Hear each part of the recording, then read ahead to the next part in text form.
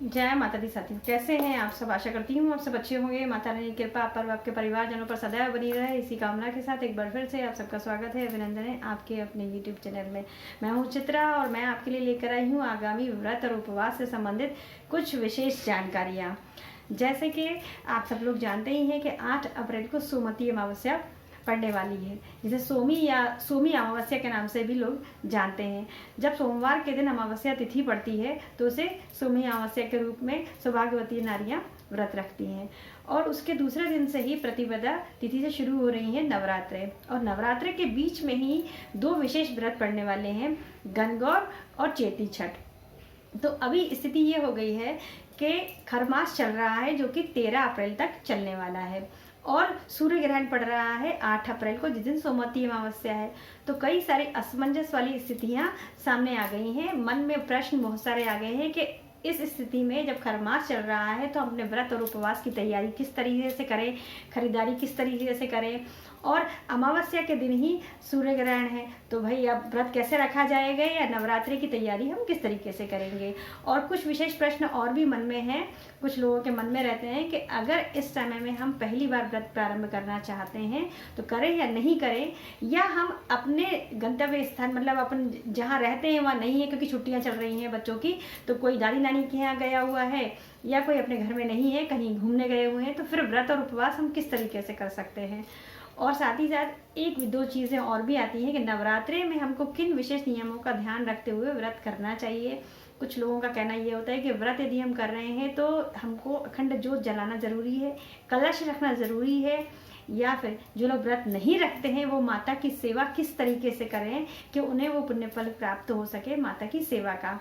तो बस यही सारी जानकारियाँ इस वीडियो में मैं आप लोगों के लिए लेकर आई हूँ। तो वीडियो को शुरू करने से पहले आप सबसे मेरी रिक्वेस्ट है कि अभी तक का वीडियो यदि आपको अच्छा लग रहा हो और तो वीडियो को प्लीज़ लाइक कर लीजिएगा और चैनल को सब्सक्राइब कर लीजिएगा और बेल आइकन को ज़रूर हिट कर लीजिएगा ताकि मेरी आने वाली वीडियोज़ की नोटिफिकेशन आपको सबसे पहले मिल पाए। तो चलिए वीडियो को शुरू कर लेते हैं। तो सबसे पहले हम प्रारंभ करते हैं सूर्य ग्रहण से। सूर्य ग्रहण 8 अप्रैल को पड़ रहा है। आपकी जानकारी के लिए बता दूं, मन में संशय बहुत सारे हैं, उनकी वजह से सूर्य ग्रहण का समय रात का है, 9:12 पर शुरू होगा और 2:22 पर ये समाप्त होने वाला है। और धार्मिक मान्यताओं के अनुसार 12 घंटे पहले उसका सूतक पातक लग जाता है। तो मन में संशय है कि भाई व्रत उपवास कैसे किया जाएगा या नवरात्रि की तैयारी कैसे होगी। आपको बिल्कुल संशय करने की आवश्यकता नहीं है, क्योंकि इसका जो प्रभाव है वो भारत में बिल्कुल भी नहीं है। ये यूएसए और अमेरिका, कनाडा, मैक्सिको जैसी जगहों पर इसका प्रभाव होने वाला है। तो वहाँ रहने वालों को इसका विशेष ध्यान रखना है, क्योंकि मेरे कुछ सब्सक्राइबर वहाँ भी रहते हैं, उनसे रिक्वेस्ट करूँगी इस चीज़ का आप ध्यान रखें। तो वहाँ पर इसका असर होने वाला है, लेकिन हिंदुस्तान में, भारत में इसका असर नहीं है। आप अपना व्रत उपवास, अपनी तैयारी आराम से कर सकते हैं। लेकिन ये एक खगोलीय घटना है और भगवान ने सूर्य और चंद्रमा जो देव हैं वो एक ही बनाए हैं, तो उनके जो ऊपर जो संकट आता है उसका प्रभाव, उनका ग्रहण का प्रभाव हमारी राशियों पर अवश्य पड़ता है। तो आपको ग्रहण के बाद के जो नियम होते हैं, सूर्य ग्रहण के बाद के नियम वो थोड़े से मान लीजिएगा। उनका जो दान दक्षिणा आप देते हैं वो आप स्नान करके कर दीजिएगा। इतनी चीज़ क्लियर हो गई। अब बात करते हैं हम खरमास की। खरमास के चलते मन में बहुत सारी संशय हैं कि भाई तैयारी कैसे करेंगे, खरीदारी कैसे होगी। तो आपको इसके लिए बता दूं कि ये जो खरमास होता है वो इतना विचारणीय नहीं होता है, तो इसलिए आप अपनी तैयारी वगैरह, नवरात्रि की जो पूजन की सामग्री खरीदना चाहते हैं, माता जी की मूर्ति है, वस्त्र वगैरह आप लेना चाहते हैं, चेती छठ में लोग अपने लिए कपड़े खरीदते हैं, नए वस्त्र पहनकर व्रत उपवास रखते हैं, तो वो आप तैयारी आराम से कर सकते हैं। सोमवती अमावस्या वाले दिन या गणगौर वाले दिन जो महिलाएं व्रत रखती हैं, अपने सुहाग के लिए रखती हैं और मंगल कामनाओं के लिए रखती हैं, तो सुहाग की सामग्री वगैरह खरीदती हैं, दान पुण्य का सामान खरीदती हैं, तो वो आप आराम से खरीद सकते हैं। तो ये चीज़ यहाँ तक क्लियर हो गई कि हम क्या क्या कर सकते हैं। अब क्या नहीं कर सकते हैं ये भी हमको ध्यान रखना होता है कि खरमास में हमको किसी भी नई चीज़ का प्रारंभ नहीं करना चाहिए। तो शादी विवाह भी नहीं होते हैं, तो हमें कोई भी व्रत यदि आप पहली बार रखना चाहते हैं तो आप बिल्कुल मत रखिए। आप थोड़ा सा रुक जाइए, अगले आने वाले व्रत से ही आप आरंभ कीजिएगा, क्योंकि किसी भी चीज़ का अगर हम प्रारंभ करते हैं शुभ चीज़, शुभ मुहूर्त देख के करना चाहिए। तो इस खरमास को मतलब खरमास ही अच्छा नहीं माना जाता है, तो हमको शुभता के हिसाब से कोई भी व्रत हम करते हैं तो अपनी मंगल कामनाओं के लिए, अपनी मनोकामना पूर्ति के लिए करते हैं, तो उसका प्रारंभ आप अभी बिल्कुल भी मत कीजिएगा।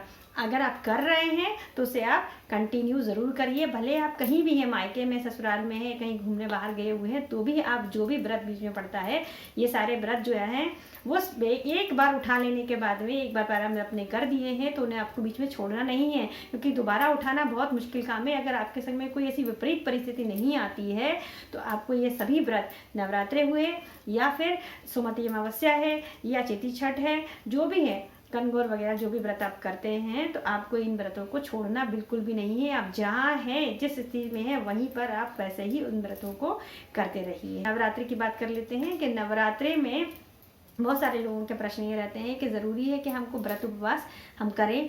तो व्रत उपवास यदि आप पूरे नहीं कर सकते हैं, माता की सेवा करना चाहते हैं आप, तो आप पहला मतलब जिस दिन नवरात्रि शुरू होते हैं उस दिन से प्रतिपदा से नवरात्रि जिस दिन समाप्त होती हैं, नौवीं वाले दिन ये व्रत रख सकते हैं, तो आपको पुण्य फल ज़रूर प्राप्त हो जाएगा।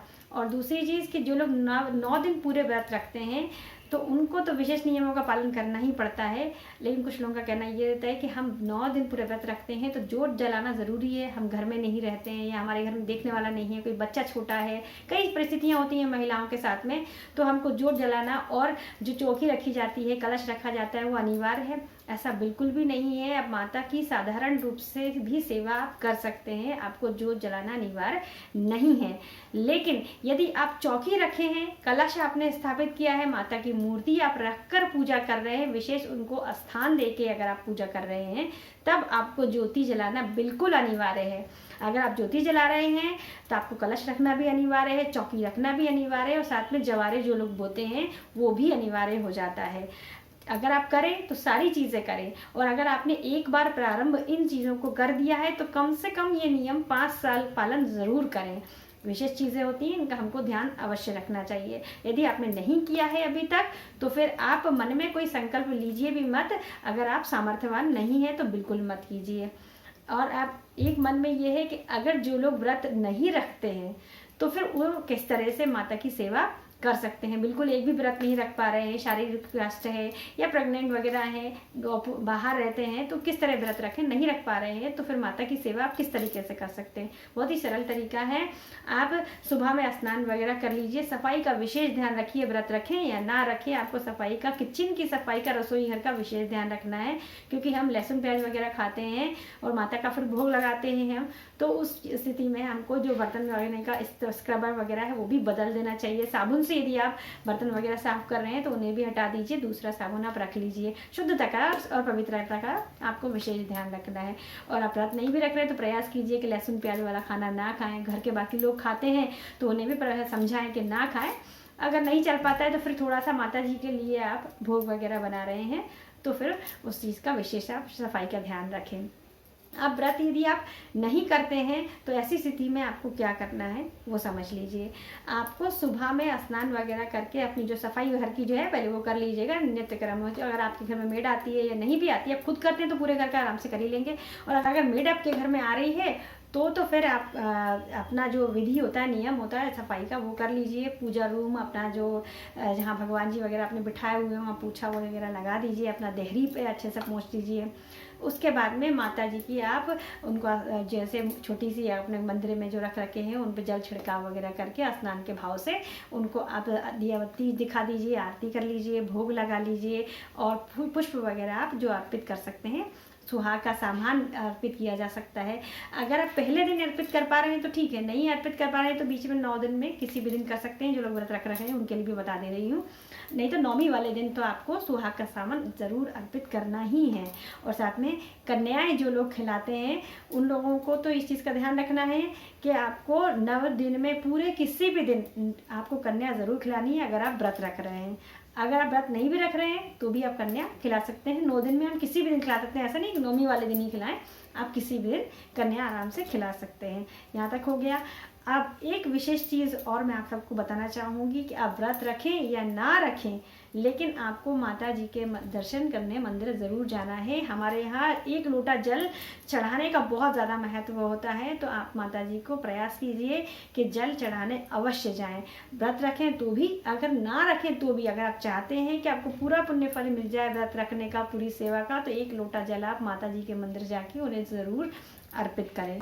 अगर किसी ऐसी कंडीशन बन जाती है कि घर के आसपास मंदिर नहीं है, समय नहीं है, आप नहीं जा पा रहे हैं, तो ऐसी स्थिति में आप अपने घर में ही सुबह शाम स्नान करके, अभी सीज़न तो बहुत अच्छा हो गया है, गर्मी आ गई है, तो स्नान दोनों टाइम किया जा सकता है, तो दोनों टाइम स्नान कर लीजिए और माता रानी को सुबह में स्नान के भाव से जल का छींटा देकर, आपके घर में जैसी भी माता रानी है, फोटो है, प्रतिमा है, उनको जल का छींटा दे दीजिए और श्रृंगार वगैरह अर्पित कर लीजिए। टीका वगैरह लगाने के बाद में माता रानी को सिंदूर अर्पित कर दिए और पुष्प वगैरह अर्पित करके भोग लगा दीजिए। तो भोग आप खुद से बनाकर लगाते हैं तो वो तो अति उत्तम हो जाता है, और अगर खुद से नहीं बना पाएँ तो मिष्ठान वगैरह मार्केट से लाकर ड्राई फ्रूट्स या सीजनल फल का भोग भी लगा सकते हैं। लेकिन भोग में आपको लौंग, इलायची और पान अवश्य रखना है। पान यदि ना भी मिले तो लौंग, इलायची आप ज़रूर रखिएगा। दोनों टाइम में आपको भोग लगाना है और दोनों टाइम में आरती अवश्य करनी है। सबको परिवार के साथ में करिएगा, बहुत अच्छा रहेगा। और जो भोग प्रसादी आप चढ़ाएंगे सबको बांटिएगा।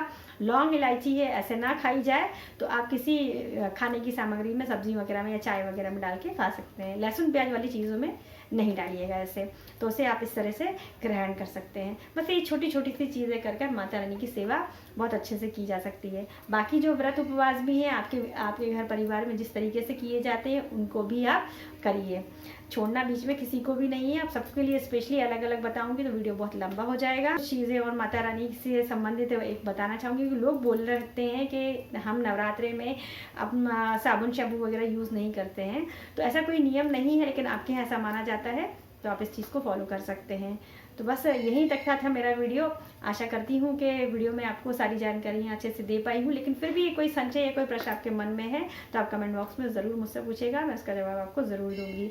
तो वीडियो पसंद आया हो तो वीडियो को लाइक कर लीजिएगा और ज़्यादा से ज़्यादा लोगों को शेयर कीजिएगा। मिलते हैं फिर अच्छी सी वीडियो के साथ, तब तक के लिए अपना और अपना का ख्याल रखिए। सादा जय श्री कृष्णा, जय माता दी।